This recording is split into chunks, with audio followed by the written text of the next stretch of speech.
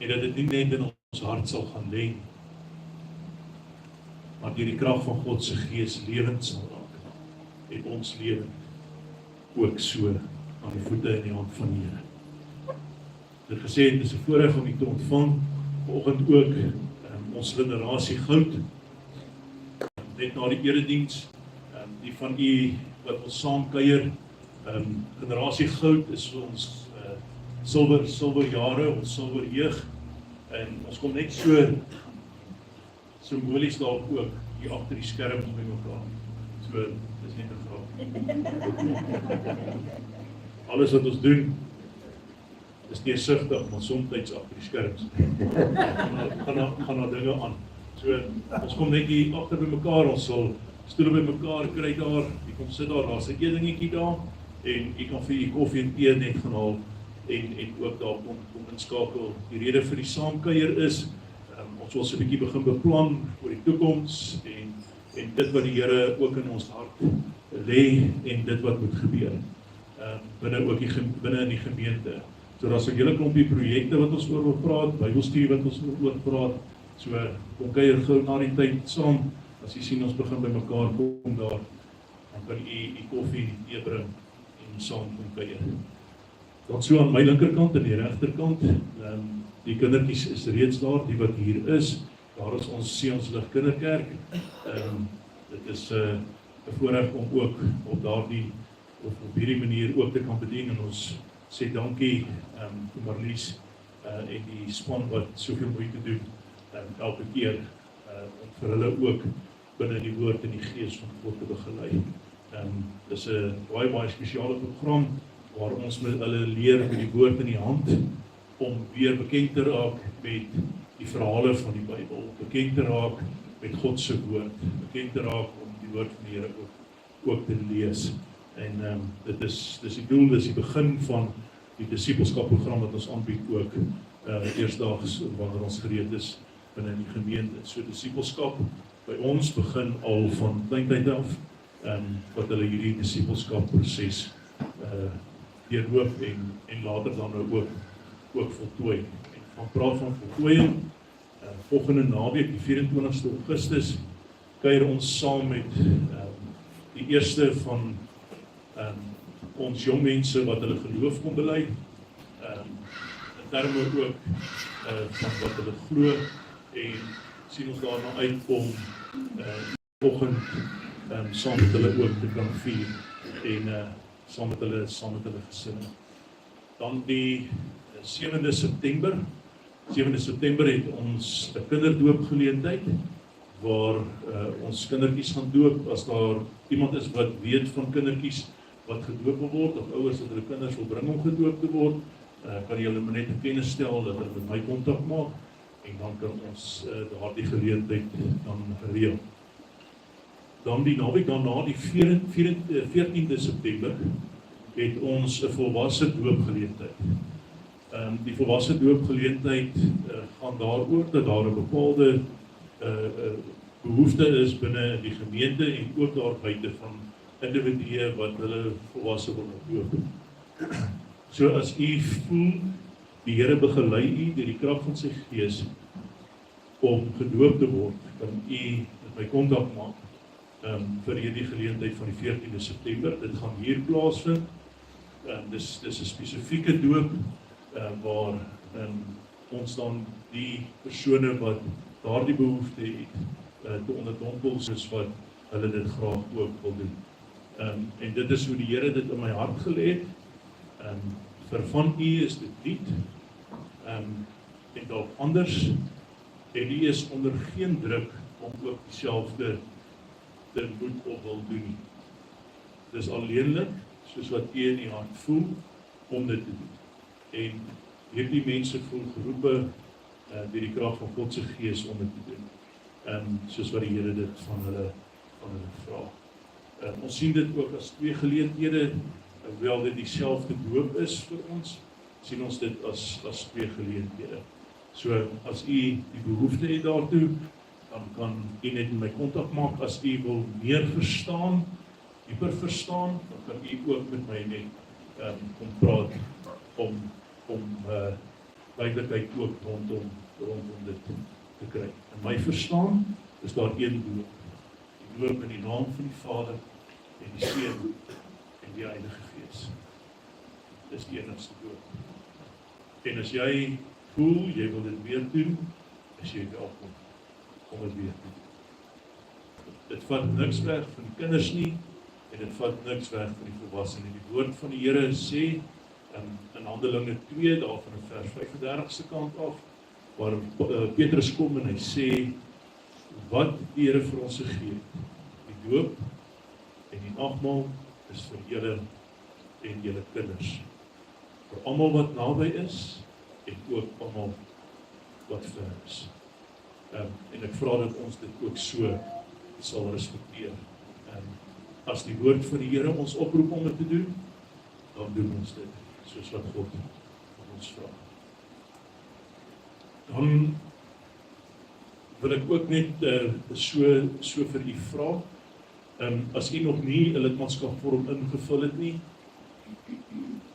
eintlik is dit die verkeerde woord, as u nie vir ons u gesinsinligting of u persoonlike inligting gegee het, neem net na die tyd na Nerrie toe gegaan, en net die persoonlike inligting daar te gee. Hier in ons gemeente is almal reeds deel van hierdie gemeente, maak nie saak hoe oud jy is, van die kleinstes tot die oudstes van die oudstes, is deel van hierdie gemeente. Word nie lid, maar jy is deel van God se kerk, waarvoor jy gebore is. Dis hoe die Here dit ook in my hart lê. As jy ook vanoggend hier saam kuier, dis die eerste keer, behalwe dat u baie welkom is hier, as u wil inskakel by ons gemeente, kan u ook net na die tyd na Nerrie toe gaan, en daar die vormpie gaan kry, sodat ons die inligting kan kry, en met u kan kontak maak, soos wat die behoefte ook daarop mag wees. Goed geliefdes, en dan is daar 'n hele klomp mense wat baie siek is binne die gemeente. Ek sit op 'n gereelde basis, sit ek dit op die lys. Neem kennis daarvan, kom ons bid vir hierdie persone. As daar een persoon is wat ek mag uitsonder vanoggend, twee persone. Een is Barend, het ons nou al 'n geruime tyd wat ons op die groep laai. Barend het 'n baie groot aneurisme gehad, en was die Engels is unresponsive vir baie lank. Wel asemhaal, maar gesukkel, maar nou op hierdie stadium, hy is nog semi op die ventilator, maar hy het 'n trachee ingesit, so hy haal al vir meer as 'n week, amper 'n week en 'n half, wat hy self asemhaal, waarin begin 'n bietjie reageer. Hy begin met sy oë knip as hy moet praat. As ons met hom praat, begin ons hand te druk en dit gaan beter met hom. Dan die ander persoon wat ons moet intree voor en voor moet bid, vir almal wat daar by huis is. Maar ek wil graag vra dat ons vir hierdie persoon spesifiek ook sal intree. Dis Lorette Brew. Lorette was een keer hier gewees, het ons jou gesit. Lorette is baie siek. Lorette wag vir 'n leweroorplanting en haar liggaam is baie swak. Hulle het begin met die toetse en sy moet nou Johannesburg toe gaan dat hulle verdere toetse kan doen en dan moet sy nou wag vir 'n lewe. Maar haar liggaam is baie swak. So vir haar bid en haar opdra aan die Here. Dit is die sussie van Sonja die Jager wat so klein rukkie terug oorlede is. So dit is baie swaar op hierdie gebied. En ons vra hulle op in gebed en ons bid dat die Here ook sal help daar dat sy daardie lewe kan kry. Liefdes, dit is wat ek het op my hart. En dan die laaste maar nie die minste nie. Verjaarsdag. Is daar iemand wat hierdie week verjaar het? 'n dag verjaar? Van die Bets. Van die Betsie verjaar. Wanneer vandag? Gister. Geluk aan die Betsie. En ja, die sweeties kom, dankie Adel. En baie seën vir Tannie vir hierdie jaar. En mag Tannie weet dat die Here soos wat in die jaar verby is, saam met jou die pad gestap het vir huis dat God ook in hierdie jaar met jou sal stap en jou nooit sal los nie. Die salwing en die seën van die Here ook kan. Iemand anderste wat verjaar het? Manny, het jy jou sweets gekry? Ek het gekry, maar sy het afgepak. Ja, nog soveel. Manny, ek is... Al wat ek net wil vra, Manny, moet net nie my werk meer maak.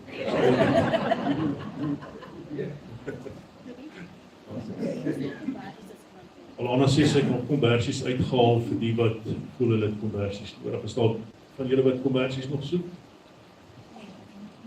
Sit dit maar net daar neer. Nommer 10, baie seën en baie welkom. Dit is 'n voorreg om hom vanoggend te ontvang. Dankie baie. Goeiemôre gemeente, hartlik welkom ook van die musiekspan se kant af. Ons het in die erediens het ons 'n lied wat vreeslik 'n maklike melodie het wat ons gaan sing, maar ons wil hom net graag aan u bekendstel om hom een keer deur te speel en dan kan u dan inval. Kom ons volg dan die musiek so.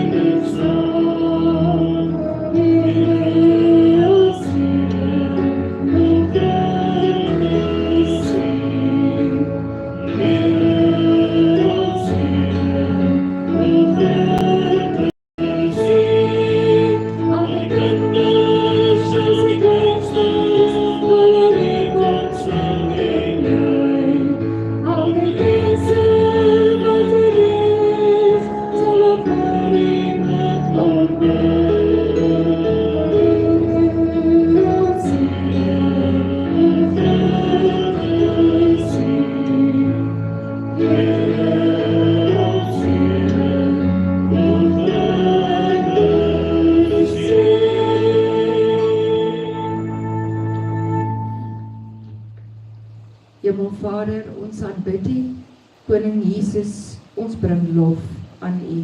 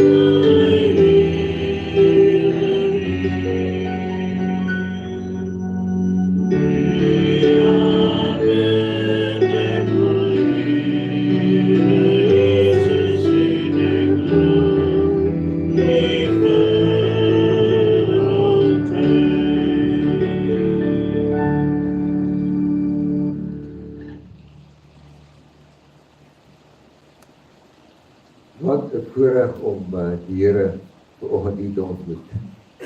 En deel te wees van iets groot wat die Here hier begin het. Ek glo nie ons het die vergesig van waarheen dit alles kan gaan nie. Maar dit is in sy hande. En ons gaan daar mee.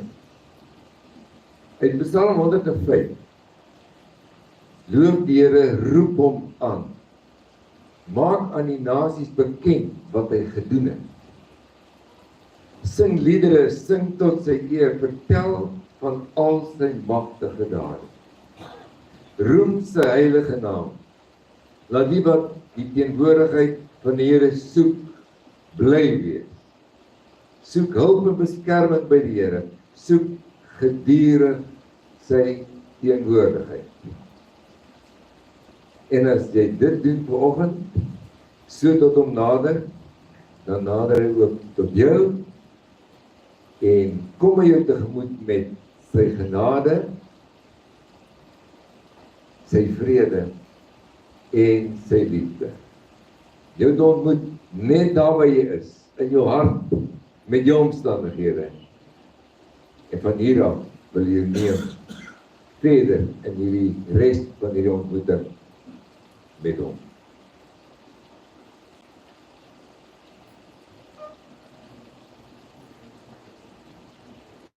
Kom ons sing nou die volgende lied waar ons vir die Here sê as deel van ons lof en ons toewyding met my hele hart.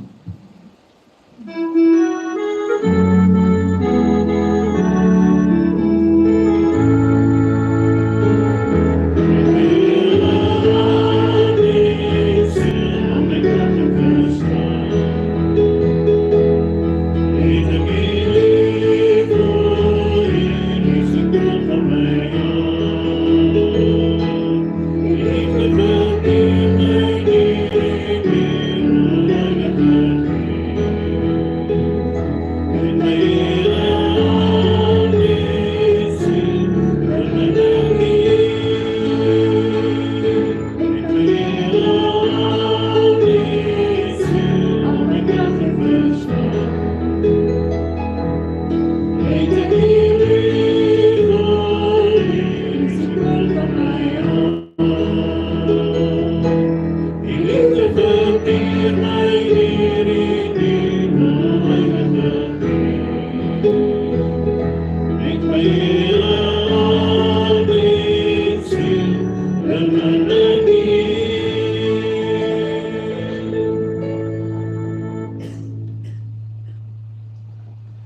Sonder geloof is dit onmoontlik.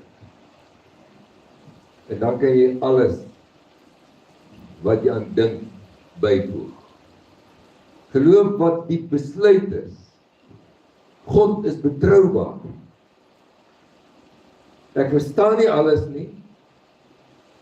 Ek weet te min, maar ek vertrou hom met my hele wese, my hele lewe. En iewerste waar jy in jou hart dit glo, moet jy met jou mond dit bely. Kom ons doen nou saam belydenis van ons onbetwyfelbare Christelike geloof. En jy kan staan as 'n teken van ek staan op vir die Here en sê in die hart op daar saggies terwyl jy dit bepleit dat jy saam glo. Hy wat ons hier gebring het as 'n geloofsgemeenskap. Here, ek glo in U, God ons Vader. U die Almagtige, die Skepper van die hemel en die aarde. En ek glo in U, Jesus Christus, sy eniggebore Seun, ons Here, wat ontvang is van die Heilige Gees, gebore is in die Maagd Maria, wat vir ons gelei het onder Pontius Pilatus, gekruisig is, gesterf het en begrawe is, en ter hulle neergedaal het, die ergste deurgemaak het, maar wat op die derde dag weer opgestaan het uit die dood, opgevaar het na die hemel en nou sit aan die regterhand van die Almagtige Vader, van waar U sal kom, om te oordeel die wat nog lewe, en die wat reeds gesterf het. Heilige Gees, ons glo in U. Ons glo in 'n heilige, algemene Christenkerk, die gemeenskap, die onderlinge verbondenheid en deel van die gelowiges, wat die Here geheilig. Ons glo aan die vergifnis van sondes, die wederopstanding van 'n verheerlikte liggaam, en ons wil saam sê, ons glo aan 'n ewige lewe saam met U. Amen. Kom ons antwoord met die volgende lied, wat daar op die bord gaan wees.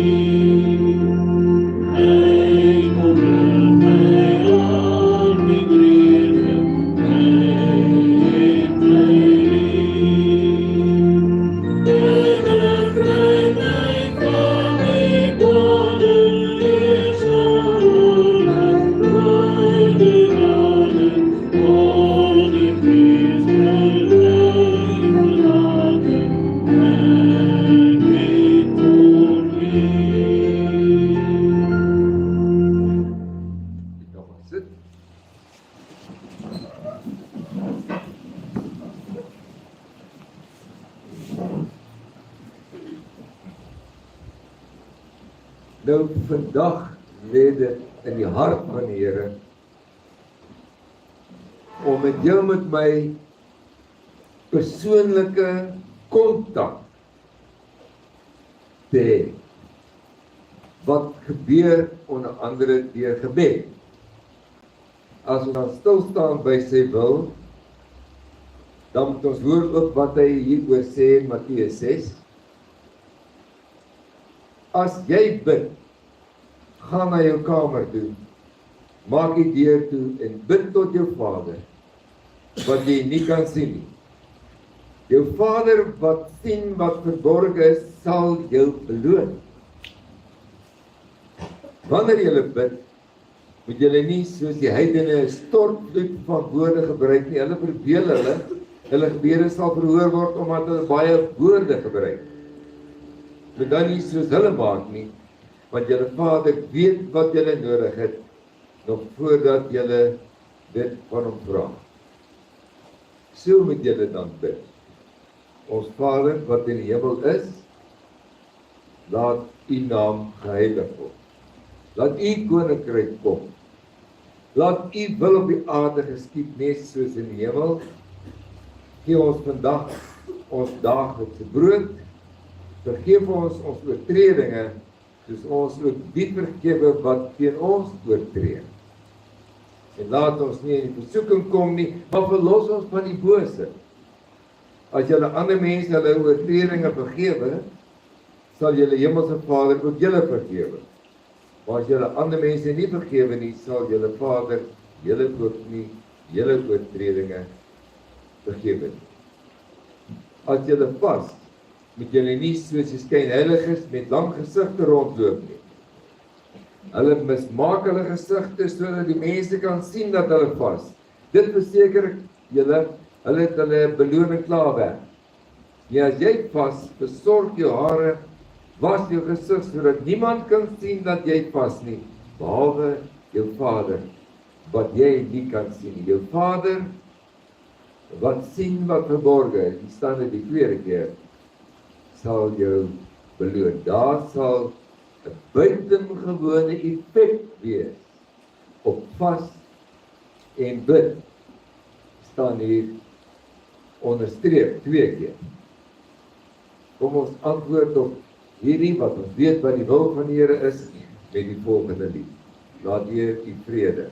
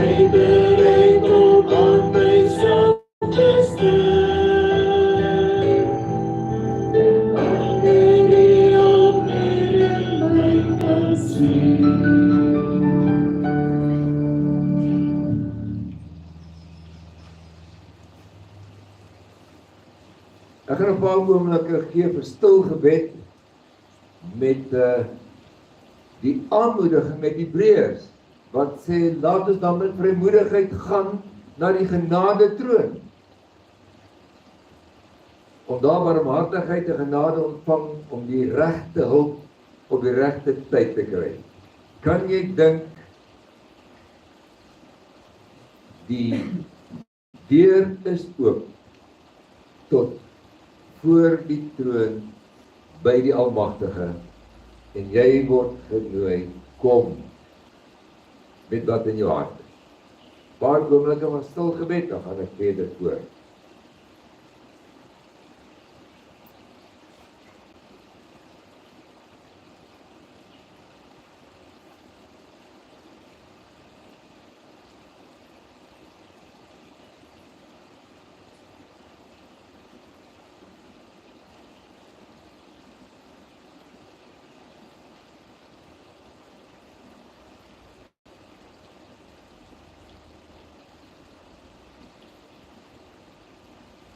Voor u by die troon, Almagtige God. Wetende, dis 'n genade troon. Dat ons hier met vrymoedigheid kan wees, net soos wat ons is. Soveel verlange spreek u uit om met ons te verkeer, dat ons u in die teenwoordigheid sal opsoek. En sien ons as ons in ons swakheid, soos ons maar kan dit doen in hierdie oomblikke, Here. Ons het 'n dringende verlange en behoefte aan om met u te wees en met u geestesgemeenskap te hê.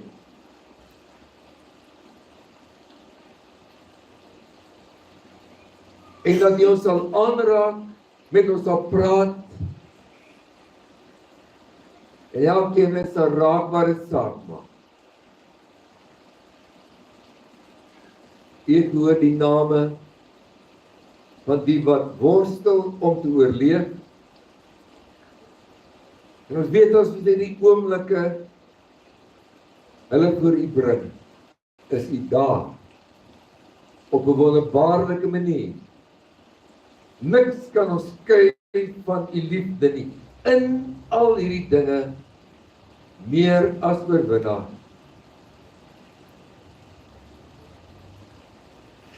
Gee dat ons vandag iets sal verstaan, iets sal opvang van wat in die hart leef, dat u met ons wil kommunikeer. Wil u deur die Gees besig wees met elkeen, soos net u kan, in die naam van Jesus. Amen.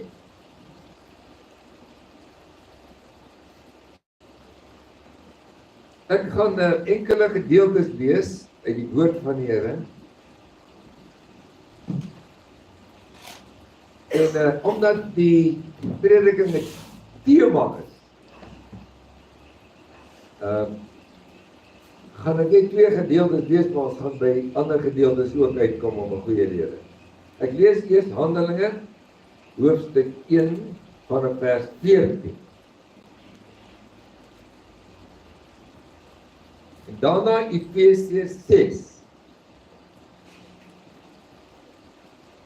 Hulle het almal, vers 14, hulle het almal eensgesind, volhard in die gebed, saam met 'n aantal vroue, onder wie ook Maria, die moeder van Jesus, sy broers was ook by. Hulle het almal eensgesind, volhard in die gebed. Handelinge 1 vers 4. Efesiërs 6. Nadat soveel gesê is oor wie die Here is, wie ons is, saam in 'n gemeente, wat alles vir ons voorlê, waarop ons kan reken en wat ons te doen staan, sê hy, doen, vers 18, doen dit alles bidtend en smeek God by elke geleentheid deur die Gees. Wees waaksaam en bid gedurig vir al die gelowiges. Bid ook vir my, dat wanneer ek preek, God my die woorde gee, dat ek die geheimenis van die evangelie met vrymoedigheid kan bekend maak. Ons lees net tot sover. En met die volgende lied wil ons ons verder oopstel vir die verkondiging van sy woord.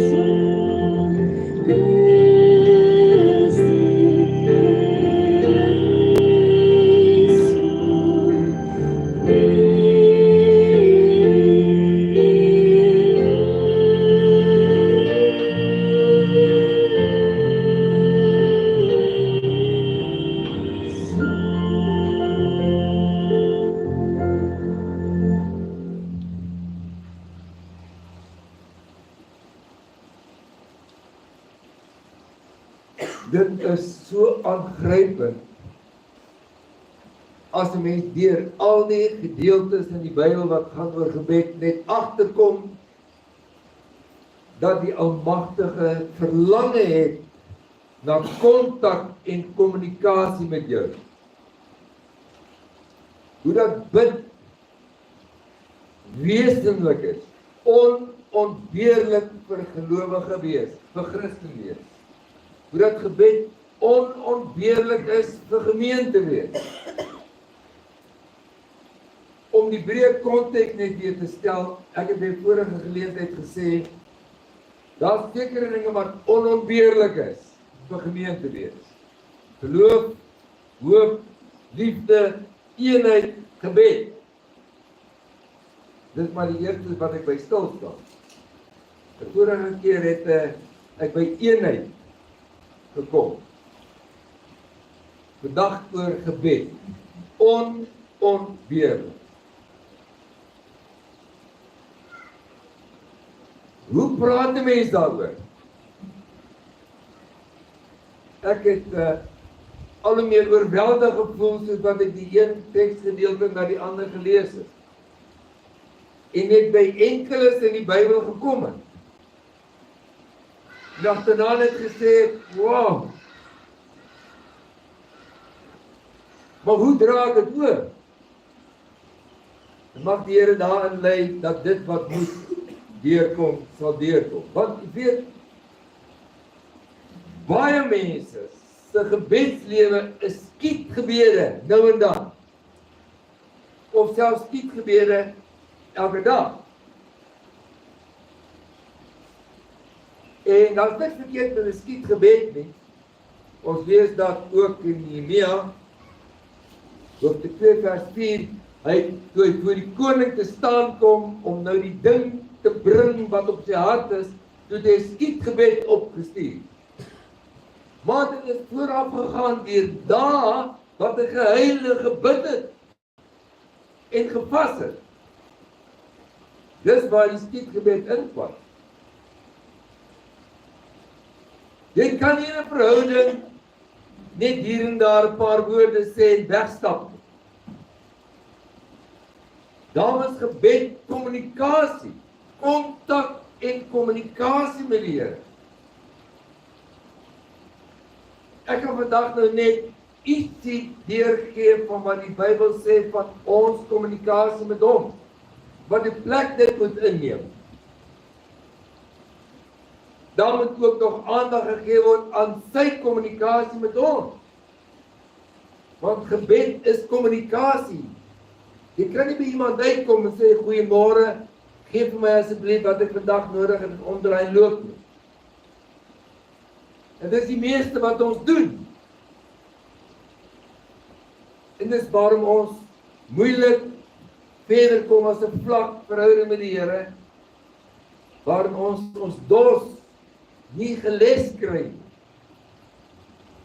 Wat van kom vir hom en drink en drink en drink totdat ek so vol is van die water wat lewe wek, dat dit soos riviere uit my stroom, soos Johannes 7 vers 37 eintlik sê. Nou, Bob Bosworth was van die ou Rhodesia. Jare gelede het hy die wêreld vol gegaan en het hy gebedsinisiatiewe in gemeentes geïnisieer, daarmee gehelp. En hy het ook gekom hier in Suid-Afrika by 'n pastoor en hom gesê, kan ons 'n bietjie praat oor gebed en gebedinisiatief in jou gemeente? Toe sê die pastoor, asseblief, want jy weet, ek en ons gemeente het soveel eisters in die vuur. Ons het nie nog 'n eister in die vuur nie. Toe sê Bob Bosworth vir hom, ek praat nie oor nog 'n eister in die vuur nie, ek praat oor die vuur. Self. Dis nie nog 'n eister in die vuur nie, dis die vuur. Dis die hartklop van enige verhouding, kommunikasie, ook ons verhouding met God, ook 'n verhouding van 'n gemeente met die Here. Kom ons kyk hoe praat die Bybel oor gebed. God deur die Bybel met ons oor gebed. Handelinge 2 vers 42. Ons het nou vers 14 gelees van Handelinge 1, daar staan, hulle het almal eensgesind volhard in die gebed. Dit was 'n volharding, deurlopend, kenmerkend, en dis die eerste wat ons sien, ook in Handelinge 2, van vers 42, want daar word ook gesê, wat in 'n gemeente van die begin af gebeur het, hulle heel hartig toegelê, hulle gewy aan, kan dit ook vertaal word. En dan staan daar, toegelê op die leer van die apostels, die onderlinge verbondenheid, die gemeenskaplike maaltyd, wat ook die nagmaal sou insluit, en hulle het hulle heel hartig ook toegewy aan gebede. Wat sê verskillende soorte gebede, nou die woord vir gebed word daar eintlik gebruik vir 'n kommunikasie met God, gerig op hom, sy beloftes, hulle versoeke, hulle smeekinge, verskeidenheid daarvan, het hulle aan toegewy. En dan kom ons by Efesiërs 6 vers 18 en 19. Doen dit alles bidtend en smeek God by elke geleentheid deur die Gees, wees waaksaam en bid gedurig vir al die gelowiges, bid ook vir my. Nou, hier word ook daai woord gebruik vir gebed van gerig op God ten opsigte van sy beloftes en hulle eie behoeftes. Maar dan staan daar ook nog 'n woord daarby en smeek God by elke geleentheid. Hierdie smeek is 'n vurige, dringende, intense pleit by God. Wanneer laas het jy vurig, intens aangehou om vir hom te pleit vir iemand of vir iets? Ons doen dit baie keer as dit ons gesondheid raak, baie vinnig. As dit iets is wat ons kind raak, baie vinnig. Iemand wat ons lief het. Maar hier staan, dit moet gebeur by elke geleentheid deur die Gees en ook hierdie gedurig vir al die gelowiges. Volhardend. Dit sê al klaar hoe essensieel dit is vir Christen wees en vir gemeente wees. Nadat Efesiërs seker op die wonderlikste manier wat dit kan gebeur vir ons beskryf word, wat is 'n gemeente as liggaam van Christus? Waar kom dit vandaan? Wat is die doel ensovoorts? Sê, dit alles, ook julle stryd met die wapenrusting, jy doen dit bidtend. Dit gebeur saam met alles, want die lewende kontak met God maak al die verskil. As jy op jou eie beweeg, is die krag, die effek, die seën, alles weg. Dit gebeur net so. Dis daai deurlopende kontak en kommunikasie met die Here. 1 Tessalonisense 5:17 sê, bid gedurig, of dit staan eintlik in die Griek so, onophoudelik, moet julle bly bid. Onophoudelik, moet julle bly bid, dis jou hele lewenshouding. So hier staan, dis kenmerkend van 'n gemeente, sê Handelinge 2:42, Efesiërs 6 sê, dit gaan met alles saam, 1 Tessalonisense 5:17 sê, dis deurlopend daar, Filippense 4:6 sê, dit raak ons praktiese lewe ook. As hy uiteindelik sê, dat ons deur gebed, hierdie gerig wees op God, met versoeke, begeertes, met danksegging voor hom kan kom. Met gebed, en dan staan dit weer, met smeking. Daar is weer daai vurige, dringende, intense pleit, omdat jy dit net by God kan kry. Dis nie 'n hulpmiddel nie, dis die essensie. Jakobus 1:5 sê, dit is ook vir ons belangrik, dat ons kan ontdek hoe om te lewe. Onthou, Jakobus gaan oor mense wat tussen baie gelowiges en baie ongelowiges en ander gelowe gelewe het. En dan is die boodskap, hoe maak 'n mens tussen al hierdie mense? Hier is hierdie gewoontes, hier is hierdie stroom, hier is hierdie mode, hier is dit, hier is dat, dit glo mense, dit glo hulle nie. Hoe maak ons? Dan sê hy, as jy wysheid kort kom, moet jy eenvoudig dit van God bid. Daar staan eintlik, jy moet by herhaling bly vra. By herhaling bly vra. Hierdie wysheid, want wysheid gaan oor, hoe moet ek God se wil leef in ons omstandighede? En dan staan er, God sonder om te verwyd, daar staan er eintlik 'n woord wat sê, hy gee graag ruimskoot. Hy gee graag ruimskoot, as jy net wil vra. En nie maar net, jy weet, so twyfelagtig na sy kant toe, en dan kry jy antwoord, dan dis dan te kwaai in hierdie tyd om dit te volg. Dan volg ek dit nie. Dis die hele ding van, wat jy soos 'n boom, en wat heen en weer geslinger word, en jy gaan met elke stroom, jy kan nie so met wysheid gaan lewe. Jy moet op hom reken, En jy gaan dan duidelik aan mekaar praat hoe jy lewe kom van hom af. En hy gee graag ruimskoots wat jy nodig het as jy wil vra hoe om te lewe. So die hele tyd hierdie op God gerig wees, hierdie erns, hierdie dringendheid, hierdie deurlopendheid, is alles wat ons in hierdie gedeeltes bykom. En veral dan is nou hier gegaan oor wat ons nodig het, wat ons vra.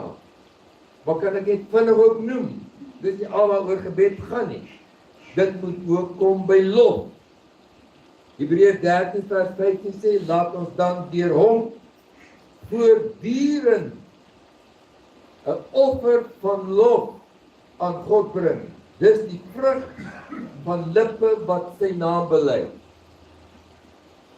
As jou geloof so is in jou hart dat dit al by jou lippe uitkom, sal jy voortdurend kom by 'n lofoffer met dank voortdurend lewe. So hierdie kommunikasie kom by lof uit. Maar dis nie al nie. Miskien moet ek dit eers genoem het. Dit moet ook kom by aanbidding. Want onthou nou, jy besef skielik dat jy met die Almagtige self te doen het. Ek het een keer oor gebed gepraat, jare gelede, en gesê, dis 'n praat met die Here, en dan ook 'n luister na hom. Vandag kan ons nog nie by die luister kom nie, wat baie belangrik is, want dit is kommunikasie. Maar toe sê ek, jy weet, gebed is om met die Here te praat. Toe sê een van die ouderlinge na die tyd, hy sê, hy dominee, ek nou eerlik wees, ek het vanmôre gebid, maar ek het nie met die Here gepraat.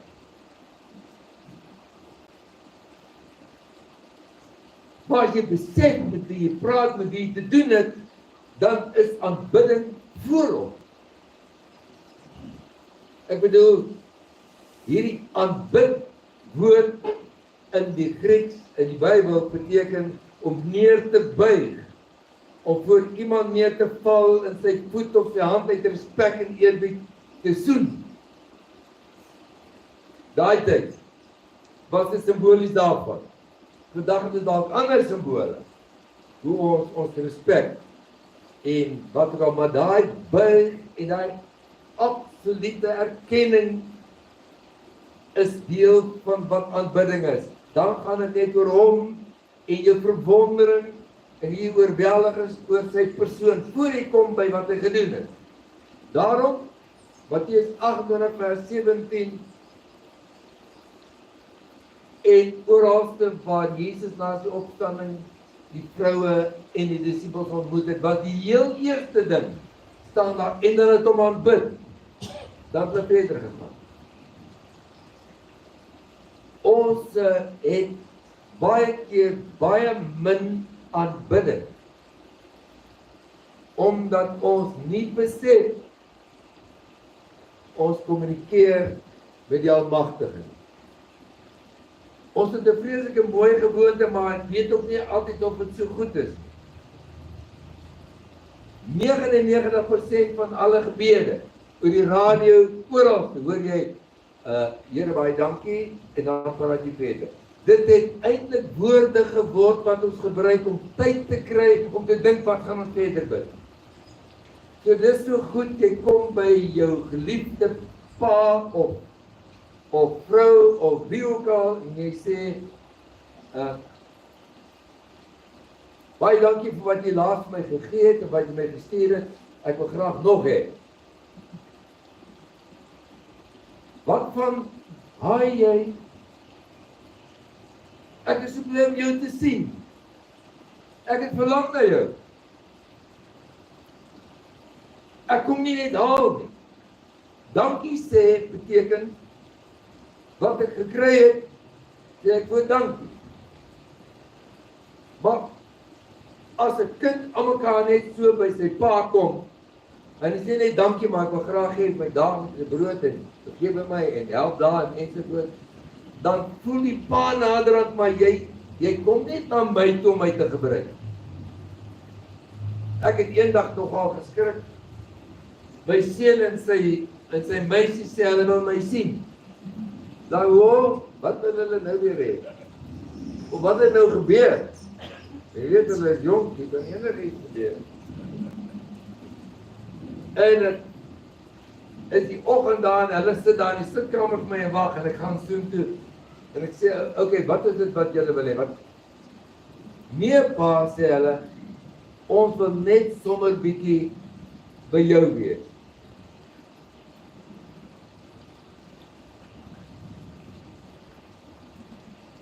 Ek het op 'n stadium in my lewe het ek doelbewus gaan mense voorkuier. En met die, ek wil niks hê nie, ek wil net kontak hê. Dit is my kosbaar. En telke male, binne 'n minuut in die gesprek, sal die persoon sê, hoekom het jy die afspraak gemaak, wat kan ek vir jou doen, wat wil jy hê? Ek sê, ek wil niks hê nie, ek wil net bietjie by jou wees. En so werk dit by enige verhouding wat nie moet werk. En dan is die persoon, en wie die persoon is, wat jou hart raak, dit wat voorop is. En dit loop baie keer by jou mond uit. En by God is dit aanbidding. Jy besef skielik, wow, hier is dit by hom. Dat u so 'n pa is. Dat u oneindig is in die liefde. Dat u die Almagtige is. Dat u, en gaan voort, dat u heilig is, so uniek is. Ons weet amper nie om te aanbid nie. Want het wil kom by die goed wat ons wil vra. Of goed wat ons vir dankie sê. Maar gebed in die gemeente en in die gelowiges se lewe wat kommunikasie met die Almagtige is, sal 'n groot stuk aanbidding voorop hê. Voorop. In lied en in gestiltes en in gebede. Jy sal agterkom as jy by daai mense is, hulle is gaande oor God. Jy kan by verskillende plekke kom. Dan sien hier werk alles mooi, suksesvol. Kom by 'n ander plek, dan sê maar hier is die mense gaande oor God. Jy hoor dit in die gebede, jy hoor dit in die liedere, jy sien dit in hulle houding, waarom hulle kom, dis gaande oor God. En die al die ander dinge word van hulle bygevoeg. Die omgang met God in gebed, deur aanbidding. Matteus 8 vers 17. Die disippels wil hom aanbid het net na sy opstanding. Lukas 24 vers 52 sê hulle, terwyl hulle hom aanbid, het hulle teruggekeer na die hemelvaart. Psalm 95 vers 6 sê iets van aanbidding. Kom ons val in eerbied voor hom neer. Kom ons buig, kom ons kniel voor die Here, ons Skepper. Dit maar verskillende maniere waar jou liggaam dit ook na vore kom, maar alles gaan oor die oorweldigende, die wonderlike van sy persoon, by wie jy nou is. Aanbidding. Aanbidding, lof, voorbidding. En jy sien hoe dat gebed essensieel is vir ons Christen wees en vir gemeente wees. Voorbidding.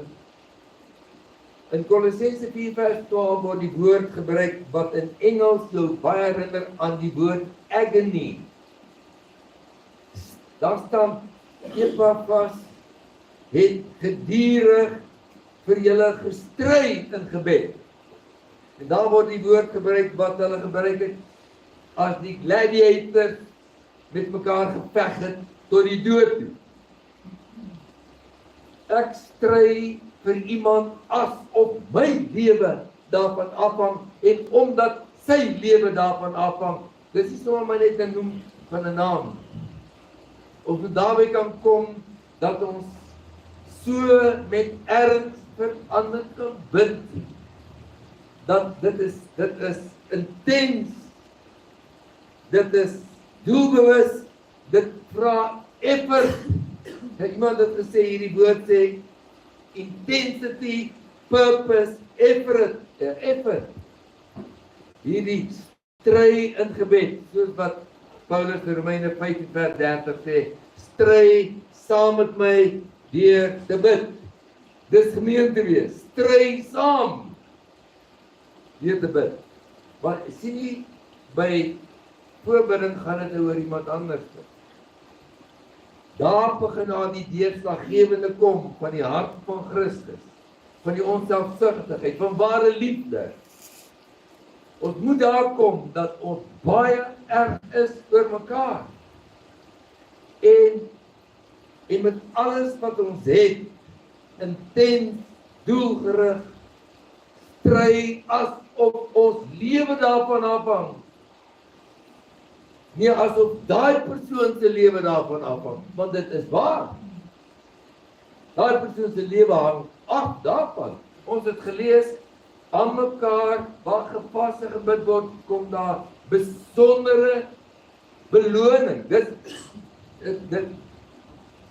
is my onbegryplik dat daai woord beloning daar staan. Want dit sê van God se kant af meer as wat jy kan dink. Niemand het iets nie. Daar gebeur baie meer wat gebid word. En as ons dit glo, sal ons so bid, want ons weet, haar lewe, sy lewe hang daarvan af. En die gemeente se welwese. En Paulus sê elke male, stry saam met my, as leier van die gemeente. Mag dit nie gebeur. So, deur dit alles heen, kom ons agter, dat 'n gebed, dit gaan oor die Here met 'n intensiteit en 'n erns. Dis nie sommer maar net so ietsie wat ek vir veiligheid maar doen, dat dit nou nie in die dag sleg sal gaan. Dis 'n gereelde, deurlopende, soos die Psalm wat ek in die begin gelees het, 'n soek van sy aangesig. Soek sy aangesig deur tyd.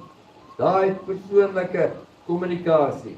Och, wens ons het tyd gehad om te praat oor dan tyd te gee, dat hy ook iets kan sê in jou kommunikasie. Want ons kom ook baie min daarby uit.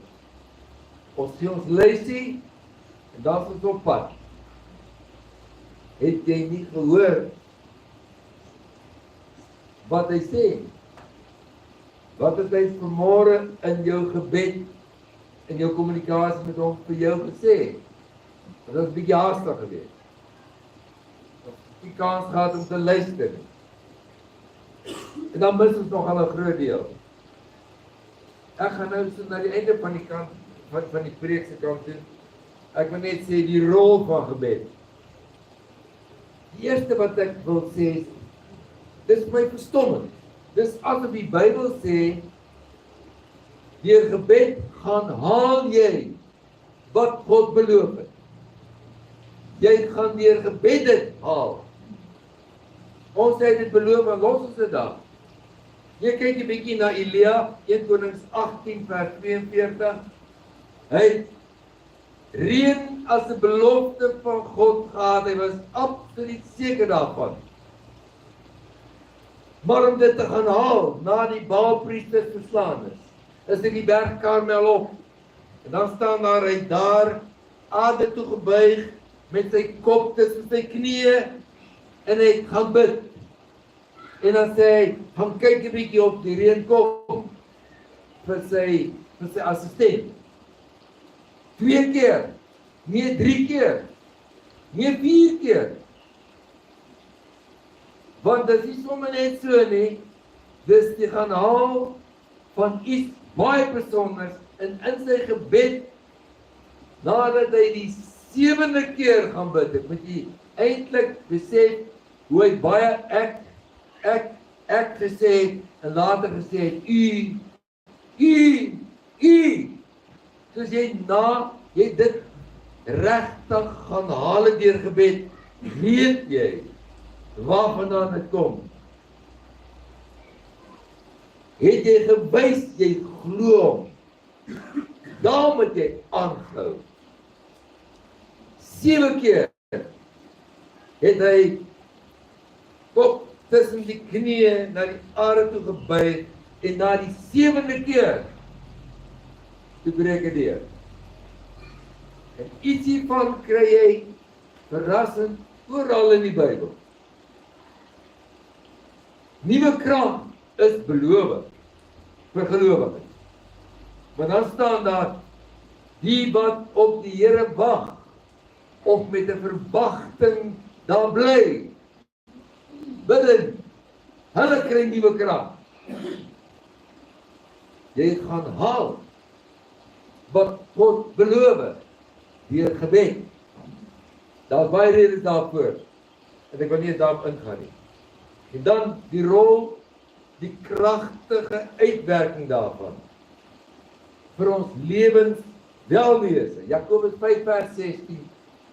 Die vurige gebed van 'n gelowige het 'n kragtige uitwerking. Hoe kan ons dan daarsonder in hierdie wêreld waar ons kragteloos is? Ons het goddelike krag nodig in ons gewone menswees. Daarbey bekragtig dit ook 'n persoon. As jy nou kyk self na Jesus self, in Lukas 6 vers 11 tot 19, dan staan daar 'n verskriklike dag gehad. Hulle wou weer van alle kante af om bykom. En dan staan daar, hy die nag in gebed deurgebring. En die volgende oggend het hy die 12 aangewy. En daarna het hy met 'n skare gewerk en dan staan almal wou aan raak, want daar het krag van hom uitgegaan. Wat was die geheim?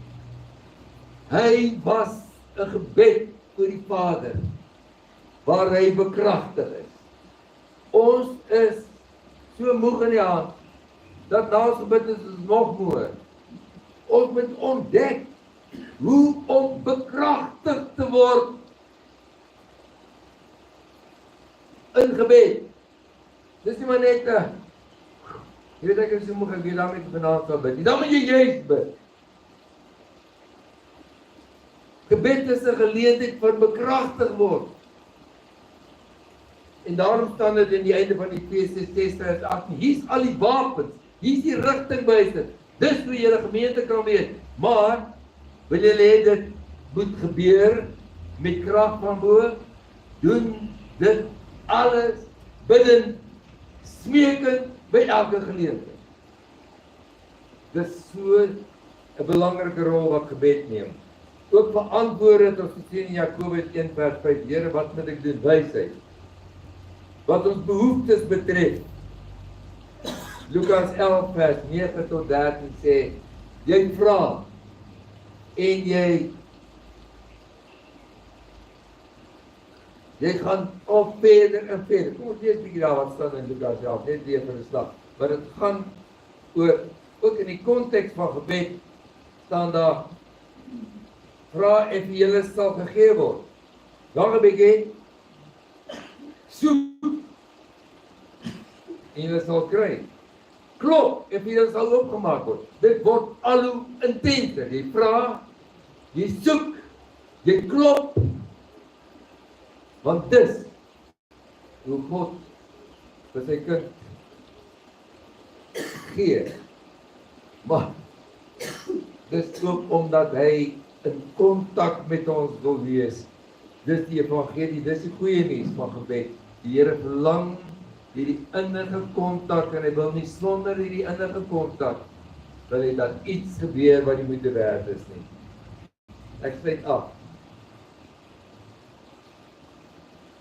Dis die manier waarop 'n mens en 'n gemeente God, die Here, God laat weet. Koning laat weet. Dis hoe jy dit doen. Jy het my sê, is jou koning, Hy is jou alles. Dan sê ek, kom ons kyk 'n bietjie na die afgelope week se gebed. Kom ons kyk 'n bietjie self ook. Nou, wat het gebeur in ons afgelope week se gebede? Ja, maar hierdie week was 'n bietjie besig. Goed, kom ons vat die volgende, die vorige week.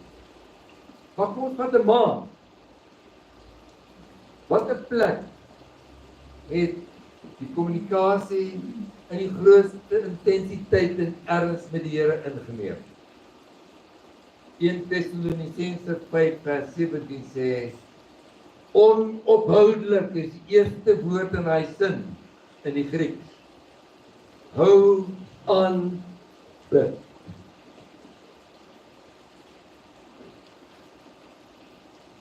Dis so goeie nuus. God wil intens kontak met ons hê. En gebed is daarom essensieel vir Christen wees en vir gemeente wees. Mag die Here ons daartoe help. Begin met dit. Kom ons bid ook nou saam.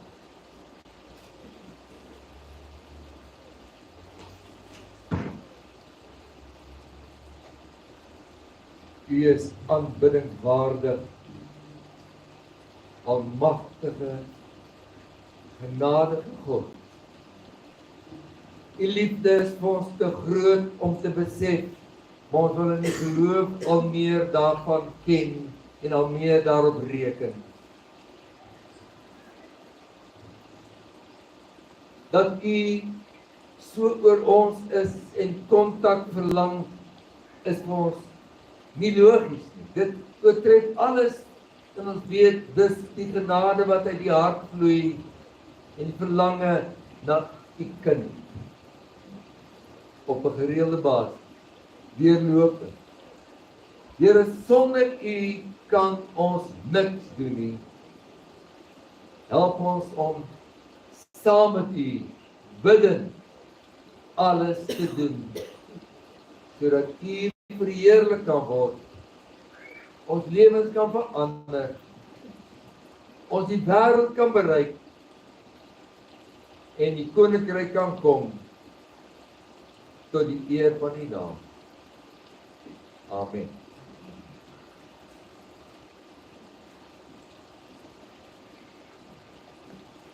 Daar is 'n besondere lied wat nogal die innige kontak met die Here weer gee. Die lied Leer my soos Henog met u wandel.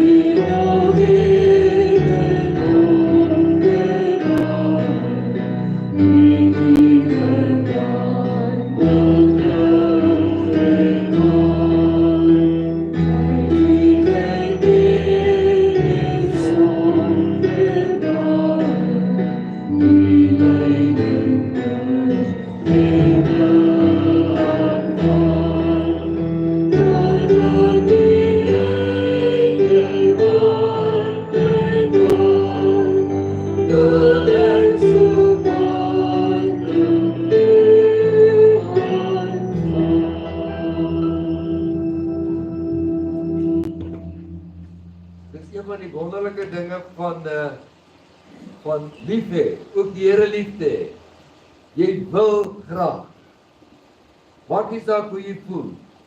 Die wil graag onder andere ook gee. Kom ons gee vir die Here as 'n simbool van wat daar in ons harte leef.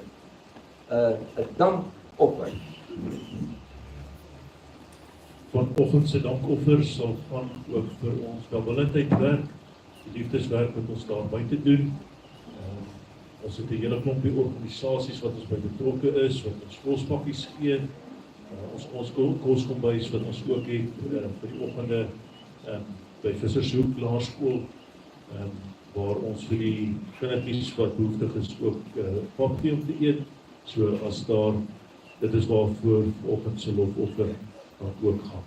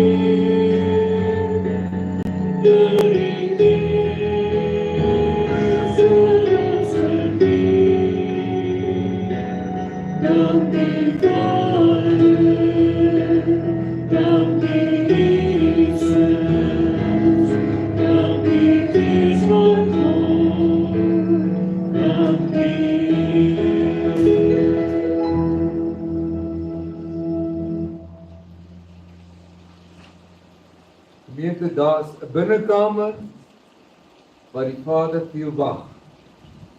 Wat niemand kan sien nie. Die hom daar ontmoet word in openbaar beloon, sê hy. Dit gaan 'n verskil maak in jou sigbare lewe.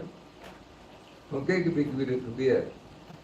Hy sê, gaan en bid sonder ophou en daarin van die Vader, die Seun en die Heilige Gees jou seën. Dit wil sê hy sal daar inwerk om te laat ontkiem en te laat groei, te laat vrug dra bo verwagting. Gaan bid sonder ophou. Amen.